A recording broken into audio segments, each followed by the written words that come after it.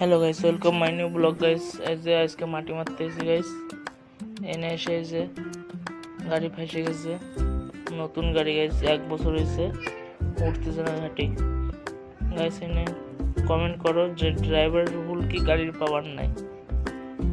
দেখো গাইস, পুরো 4 হুইল গাড়ি 2 হুইল চালাচ্ছে। দেখ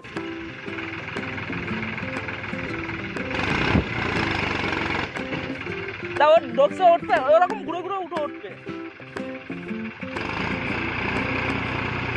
হ্যাঁ, এবার আগে মার।